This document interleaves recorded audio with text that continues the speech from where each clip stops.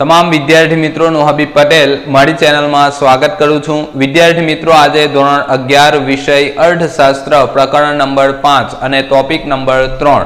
ટોપિકનું નામ છે સરેરાશ સ્થિર ખર્ચ, સરેરાશ અસ્થિર ખર્ચ અને સરેરાશ ખર્ચ। આ ત્રણ મુદ્દાઓની આજે વિગતે આપણે સમજૂતી મેળવીશું। ગઈકાલના વિડીયોમાં આપણે ચર્ચા કરી હતી કે કુલ સ્થિર ખર્ચ, કુલ અસ્થિર ખર્ચ અને કુલ ખર્ચ। तो आपणे ए विडियो ने समझ्या छे अने आजे जे महत्वनो टॉपिक छे सरेराश स्थिर खर्च, सरेराश अस्थिर खर्च अने सरेराश खर्च विशेनी आपणे माहिती मेळवीशुं। एक नंबर थी आपणे शरूआत करीए छे सरेराश स्थिर खर्च। सरेराश स्थिर खर्च एटले शुं? तो सौथी पहेला तमारे अर्थ लखवो पड़े। तो तमे लखी शको के पेढीना कुल स्थिर खर्चने, पेढीना कुल स्थिर खर्च ने उत्पादनना एकमो वडे भागवाथी, पेढीना कुल स्थिर खर्च ने पेढीना कुल स्थिर खर्च ने उत्पादनना एकमो वडे भागवाथी आपणने सरेराश स्थिर खर्च प्राप्त थाय छे। एटले अहींया तमे जोई शको छो अनुसूचीमां के पहली कोलम छे उत्पादननुं प्रमाण दर्शावे छे। तो अहींया 10 थी लईने 50 एकमो दर्शाव्या छे। गई कालना जे छेल्ला विडियोमां आपणे शीख्या हता एमां उत्पादननुं जे प्रमाण हतुं ए 0 थी लईने 50 सुधीनुं हतुं। ज्यारे सरेराश शब्द आवे अने अनुसूची दोरवानी थाय त्यारे तमारे याद राखवानुं छे के 0 लेवानुं नथी, परंतु आपणे शरूआत करवानी छे 10 थी लईने 50 सुधी। हवे साथे साथे याद राखवानुं छे के कुल पेढीनो जे कुल स्थिर खर्च छे एने उत्पादनना एकमो वडे भागवाथी। तो अहींया आपणे जोई शकीए छे के TFC जेने अंग्रेजीमां टोटल फिक्स कॉस्ट अने गुजरातीमां कुल स्थिर खर्च तरीके ओळखवामां आवे छे। तो आ स्थिर खर्चने उत्पादनना एकमो वडे भागवाथी आपणने शुं प्राप्त थशे? तो आपणने AFC प्राप्त थाय। ए एटले के एवरेज, एफ एटले के फिक्स अने सी एटले के कॉस्ट। तो आपणे गुजरातीमां कही शकीए सरेराश स्थिर खर्च। तो आपणे महत्वनी 3 कोलम याद राखवानी छे। सौथी पहेला उत्पादननुं प्रमाण, त्यारबाद आपणे कुल स्थिर खर्च। तो आ बंनेवने आपणे भागाकार करीशुं तो तेनाथी आपणने सरेराश स्थिर खर्च प्राप्त थशे। एटले के 1, 2 અને 3 एम करीने सरेराश स्थिर खर्चनी आकृति दोरवानी होय तो तमारे अनुसूचीमां 3 कोलमो लखवी पड़े। तो अहींया पहेला आपणे अर्थ जोयो के पेढीना कुल स्थिर खर्चने उत्पादनना एकमो वडे भागवाथी आपणने शुं प्राप्त थशे? तो के एवरेज फिक्स कॉस्ट, सरेराश स्थिर खर्च आपणने प्राप्त थशे। एने आपणे सूत्रमां पण दर्शावी शकीए। सूत्रमां दर्शावવું હોય तो તમે લખી શકો AFC सरेराश स्थिर खर्च बराबर ए एटले के एवरेज, एफ एटले के फिक्स अने सी एटले के कॉस्ट। सरेराश स्थिर खर्च बराबर TFC। TFC एटले शुं?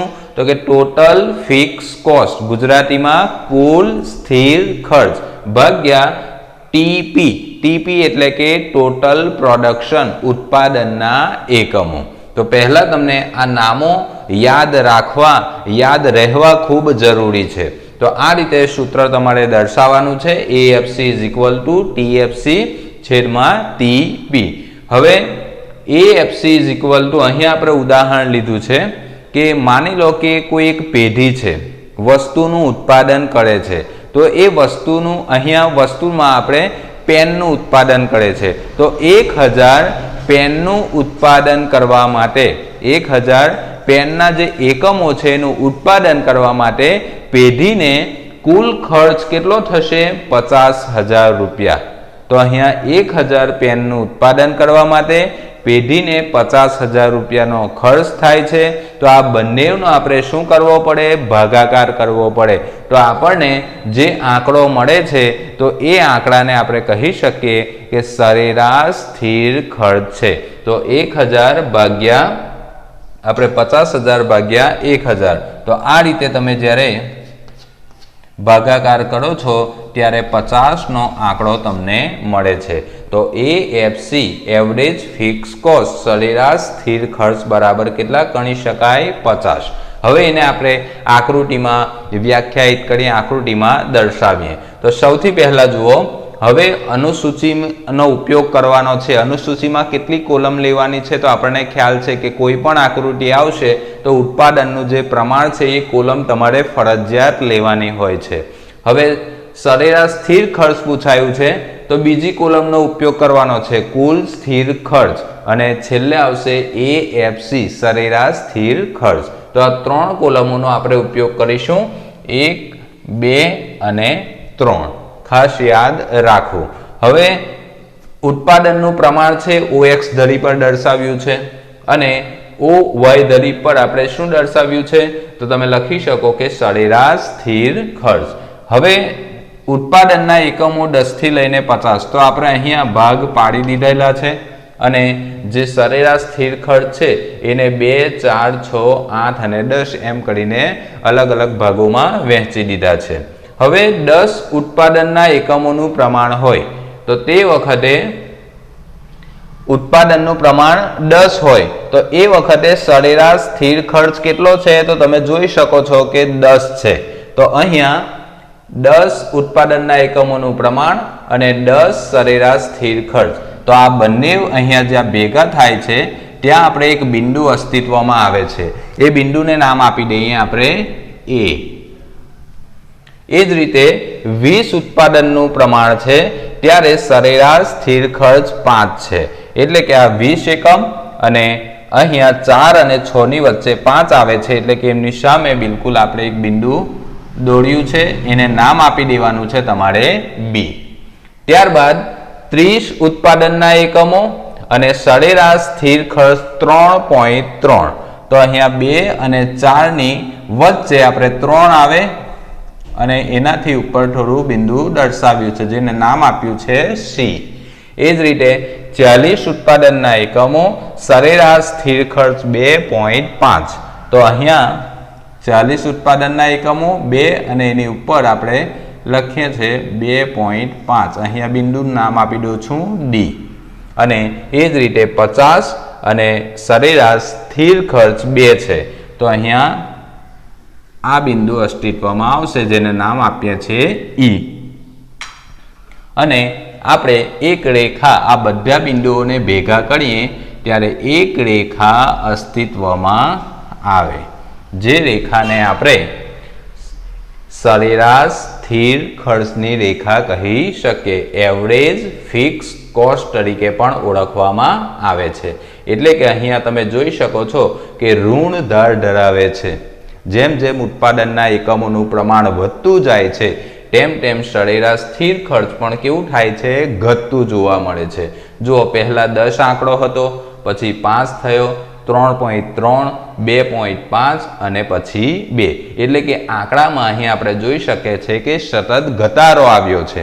એટલા માટે આપણે કહી શકીએ કે સરેરાશ સ્થિર ખર્ચની જે રેખા છે એ ઋણ ધારવાળી છે, એટલે કે જેમ જેમ ઉત્પાદનના એકમોનું પ્રમાણ વધતું જાય છે તેમ તેમ સરેરાશ સ્થિર ખર્ચ ઘટતો જોવા મળે છે। તો આ 1 નંબરની આકૃતિમાં તમારે આ વિગત ખાસ યાદ રાખવી। હવે બીજા નંબર પર સરેરાશ અસ્થિર ખર્ચ।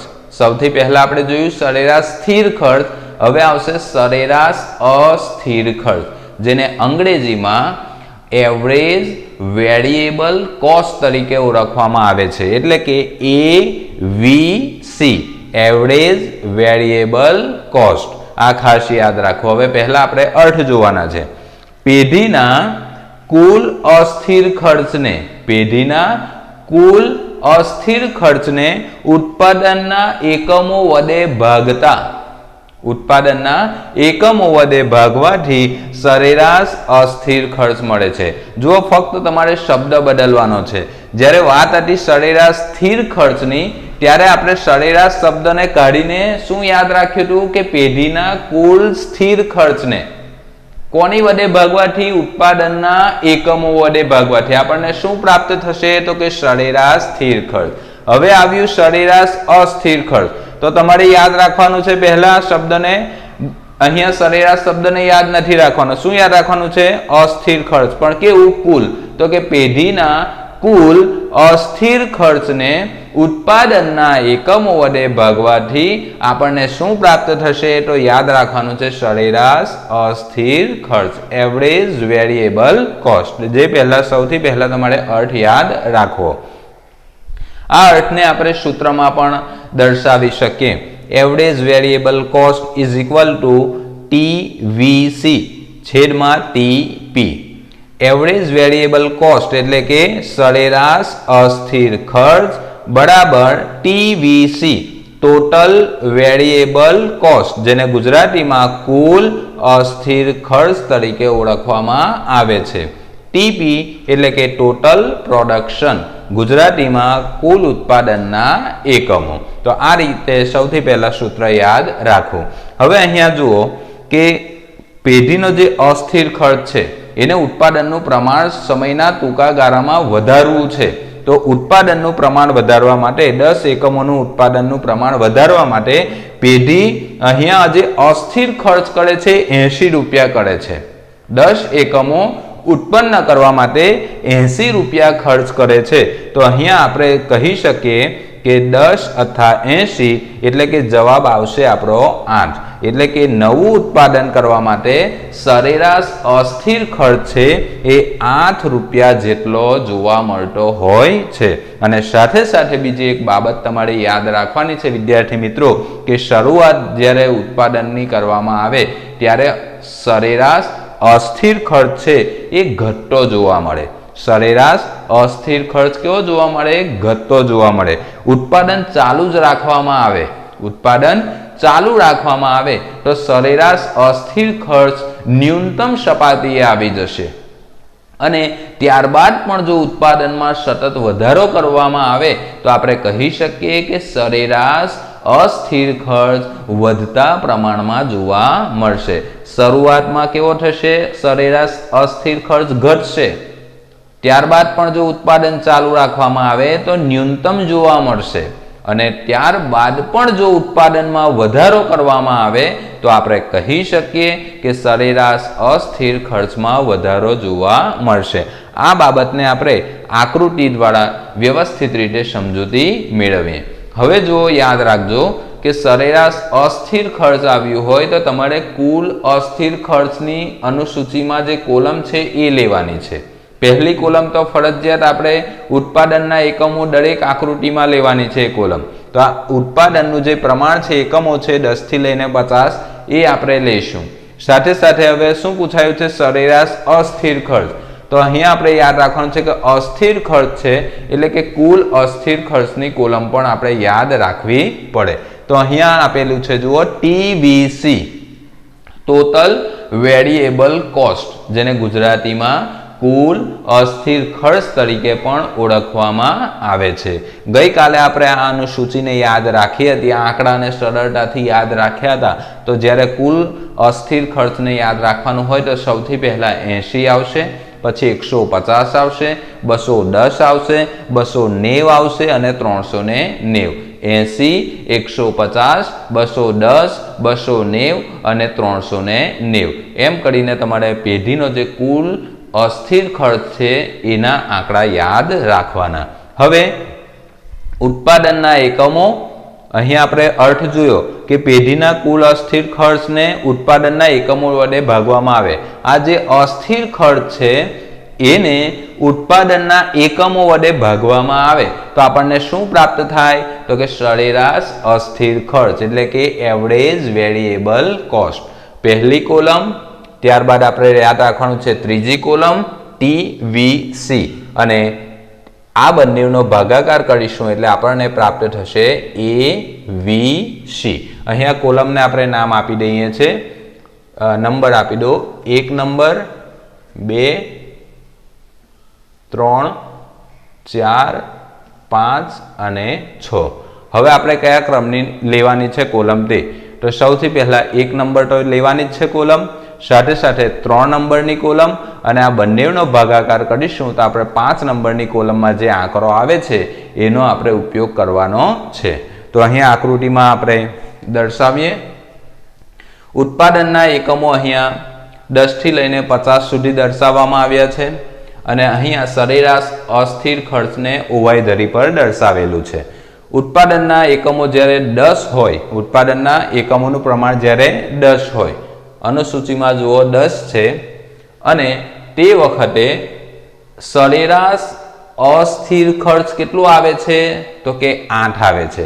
એટલે 8 કઈ રીતે આવ્યા તો 80/10 कुल अस्थिर खर्च ने उत्पादनना एकमो वडे भागवाथी आपणे 5 नंबरनी जे कोलम छे एमां जे आंकड़ो छे ए प्राप्त थाय छे 80/10 एटले के 8।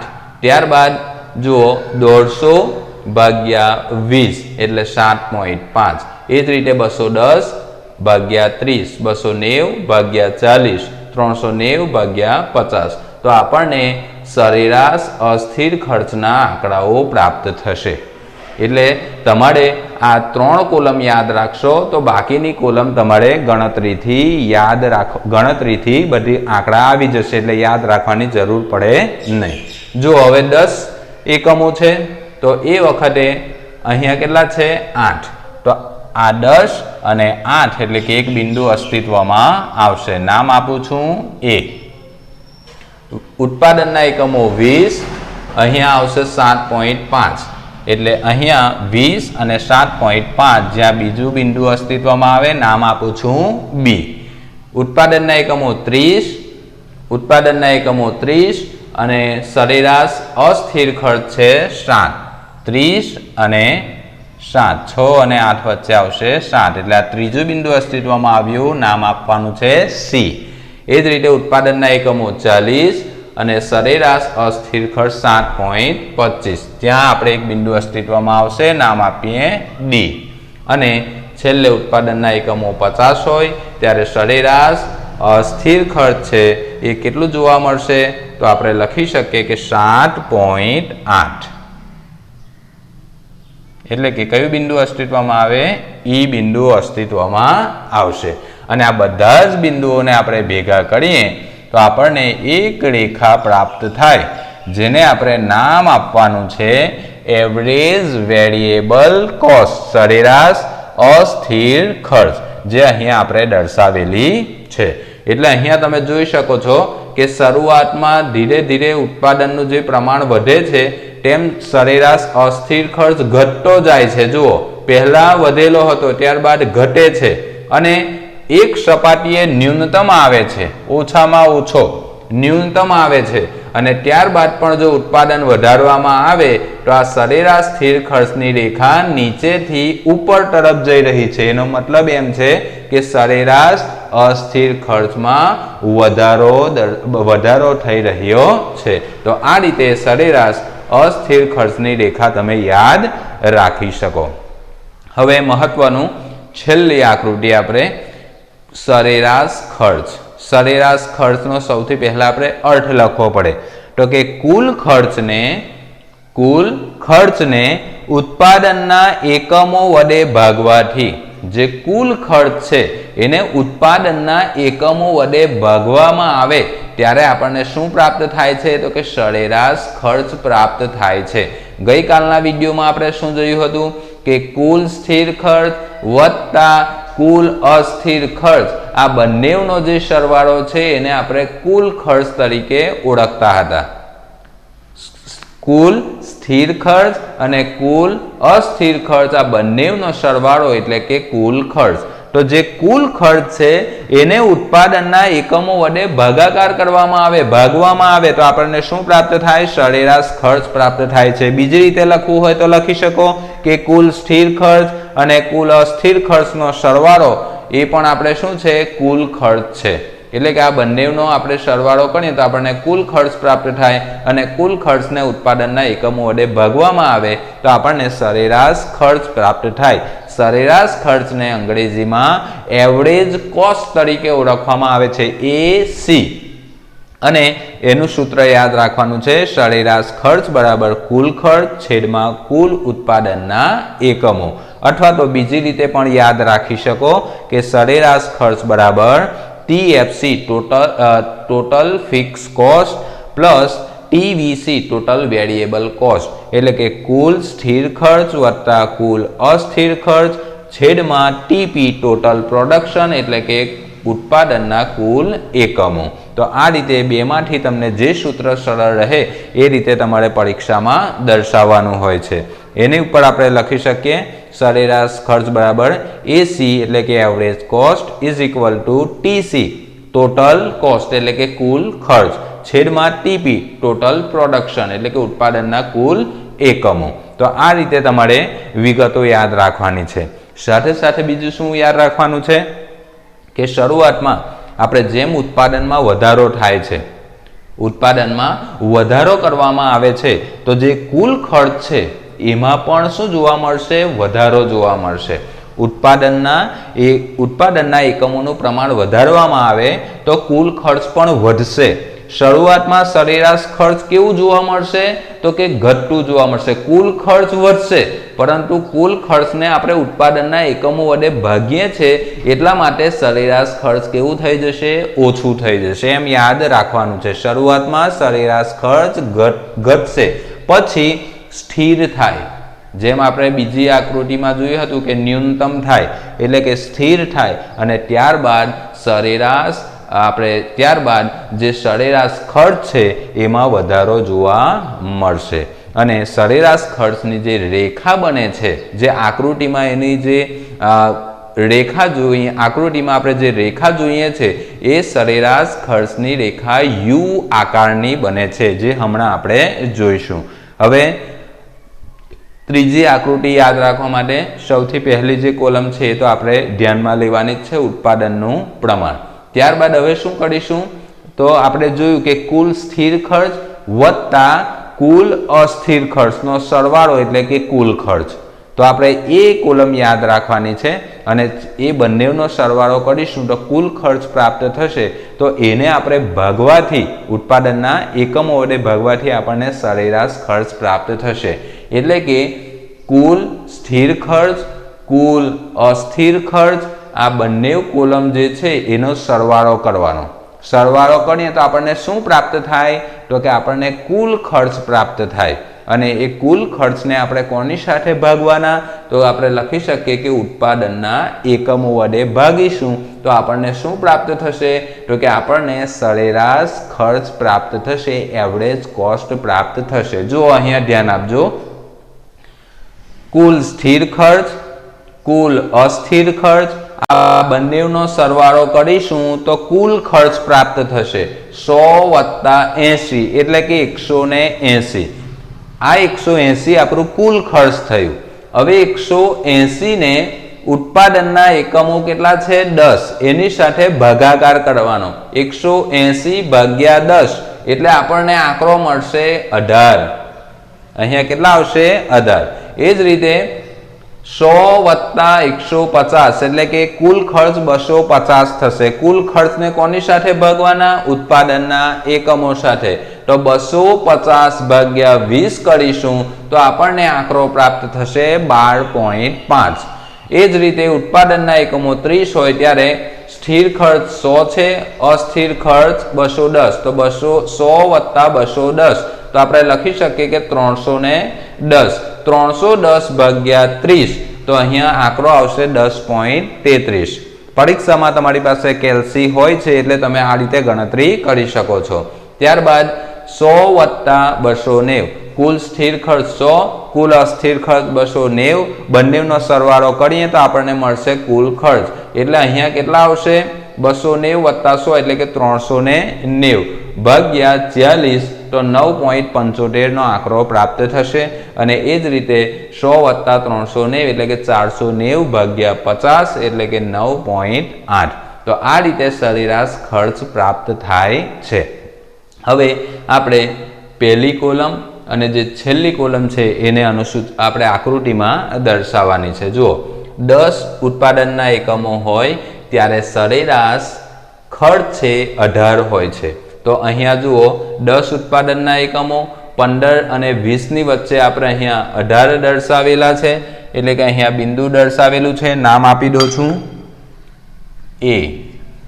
એ જ રીતે 20 હોય ત્યારે 12.5 તો 20 ઉત્પાદનના એકમો 10 અને 15 ની વચ્ચે આવશે 12 આપણે તો અહીંયા એક બિંદુ દર્શાવેલું છે, નામ આપી દઉં છું બી. ત્યારબાદ ઉત્પાદનના એકમો 30 અને અહીંયા જે ખર્ચ થાય છે 10.33 તો 30 અને 10.33 તો આ બિલકુલ સામે અને 30 ની ઉપર નામ આપવાનું છે આપણે સી. એ જ રીતે 40 હોય ત્યારે 9.75 તો 40 અને અહીંયા એક બિંદુ 9.75 પર દોરેલું છે, નામ આપું છું ડી. અને 50 હોય ત્યારે 9.8 તો 50 અને અહીંયા 9.8 પર બિંદુ દોરેલું છે, નામ આપું છું ઈ. એ જ રીતે ઉત્પાદનના એકમો વધતા જાય, 60 થાય, 70 થાય, 80 થાય, તેમ તેમ આ જે બિંદુ છે એ ઉપરની તરફ જતું જોવા મળશે. કેવું થતું જોવા મળશે? ઉપરની તરફ જતું જોવા મળશે. એટલે કે આ રેખાને જ્યારે આપણે દોરીએ, આ બિંદુઓને ભેગા કરીએ ત્યારે આપણને આ પ્રકારની આકૃતિ મળે, યુ આકારની આકૃતિ મળે. તો આપણે એમ કહી શકીએ કે ઉત્પાદન વધે છે તેમ કુલ ખર્ચ વધે છે, પણ સરેરાશ ખર્ચ શરૂઆતમાં કેવો થાય છે? ઘટતો જોવા મળે છે. જુઓ, પહેલા વધારે હતો, ઉત્પાદન થયું તો આ જે રેખા છે નીચેની તરફ આવી, પછી શું થશે તો કે સ્થિર થશે, ન્યૂનતમ આવશે. એટલે કે અહીંયા ઓછો જોવા મળે છે. જુઓ, એકદમ સીધી લાઈન હોય એમ. અને ત્યારબાદ પણ જો ઉત્પાદન કરવામાં આવે તો આ બિંદુ ઉપર તરફ જાય છે. એટલે કે સરેરાશ ખર્ચની જે રેખા છે એ ઉપરની તરફ જતી જોવા મળે છે. એટલે આપણને યુ આકારની અહીંયા આકૃતિ મળતી હોય છે, રેખા મળતી હોય છે, જેને આપણે કહી શકીએ કે સરેરાશ ખર્ચ એટલે કે એસી, એવરેજ કોસ્ટ છે. તો આ રીતે વિદ્યાર્થી મિત્રો તમે સરળતાથી પરીક્ષાની અંદર આ વિગતો દર્શાવી શકો. આપણે ટૂંક સમયમાં બીજા વિડીયો સાથે મળીશું. ત્યાં સુધી હું અભી પટેલ તમારી રજા લઉં છું. નમસ્કાર.